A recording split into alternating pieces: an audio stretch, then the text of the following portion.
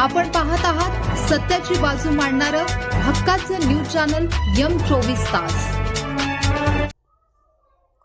राहुल महाडिक यांचा राष्ट्रवादीवर हल्लाबोल, निवडणुकीआधीच विरोधकांनी हार मानली। सांगली जिल्हा मध्यवर्ती बँकेचे संचालक राहुल महाडिक यांनी येलूर जिल्हा परिषद मतदारसंघातील भाजपचे उमेदवार सौ हर्षदा राहुल महाडिक यांच्या प्रचारात आयोजित सभेत राष्ट्रवादी काँग्रेसवर जोरदार टीकास्त्र सोडले। विरोधकांनी प्रचारात दिशाहीन होऊन आतापासूनच आपली हार मान्य केली आहे असा त्यांनी दावा केला।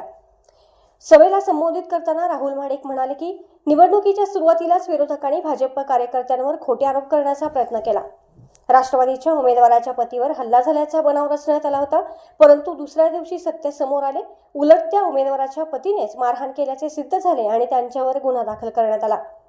राहुल महाडिक यांनी पुढे बोलताना खळबळजनक आरोप केला की राजारामबापू पाटील यांच्या नावाचा वापर करून काळी जादू किंवा भानामतीसारख्या प्रकारांचा आधार घेण्याचा प्रयत्न झाला, मात्र पोलिसांच्या चौकशीतून आणि जनतेच्या जागरूकतेमुळे हा प्रयत्नही फोल ठरला।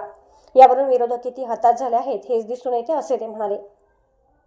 विरोधकांच्या प्रचारातील ढिसाळ नियोजनावर मिश्किल टिप्पणी करताना महाडिक म्हणाले, राष्ट्रवादीचे उमेदवार कोणत्या मतदारसंघात प्रचार करत आहेत हे त्यांनाच ठाऊक नाही। येलूर मतदारसंघातील उमेदवार चुकून भलत्याच गावात जाऊन प्रचार करत आहेत। जेव्हा जनता त्यांना सांगते की हा तुमचा मतदारसंघ नाही, तेव्हा त्यांची धावपळ उडते।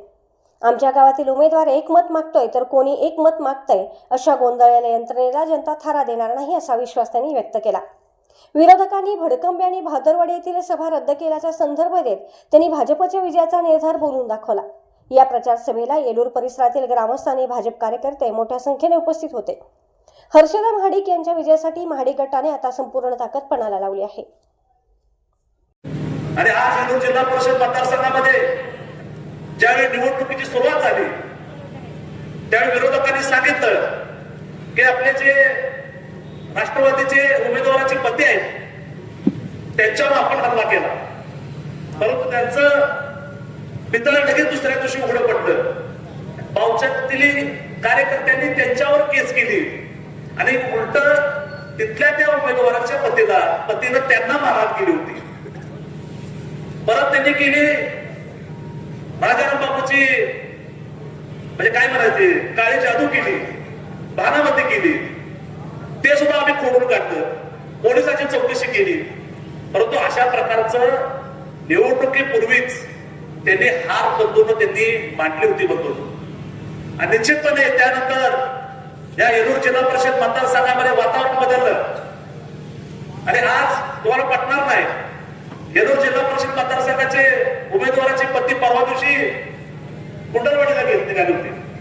ते पोचले आयतोड खुर्दमध्ये आणि आयतोड खुर्दमध्ये प्रचार करायला लागल्यावर ते दोघं तीन घरात फिरले। ते म्हटले तुम्ही चिकोर्ड मतदारसंघात आलाय, तुमचं कुंडलवाडीवर मागच राहते। अरे खोटं नाही, मी कधी खोटं बोलत नाही।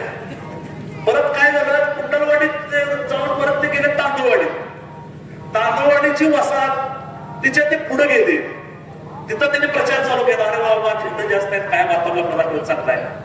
माणसं म्हणते की मालेवाडी गाव आहे, हे पावची मतदारसंघाचं गाव आहे। पण असे जर आपले उमेदवार जर समोरचे असले तर काय उपयोग आहे का मला सांगा। आपल्या गावातील उमेदवार एक मत द्या, तिकडं कोरेगावचे उमेदवार आम्हाला एक मत द्या। आता जिल्हा परिषदचा उमेदवार आहे तो एक मत मागतोय। बंधू मला सांगा, एक मतानं आपले सीट आता किती मतांनी निवडून मला सांगा। जो तो म्हणते आम्हाला एक वरचं कोणाला पण द्या, जर खर्चा जिल्हा परिषद म्हणते मला तेवढं द्या, खाली पंचायत समितीला कोणाला पण द्या। म्हणजे अशा प्रकारची यंत्रणा सगळी त्यांची चालू आहे आणि आपल्यावर साधं भयात टीका करण्यासारखं त्याच्यात काही नाही। तुम्हाला पटणार नाही, त्यांनी काल बहादूरवाडीतली सभा आणि बडकेपीली सभा डबल घेणार होते, ती रद्द केली।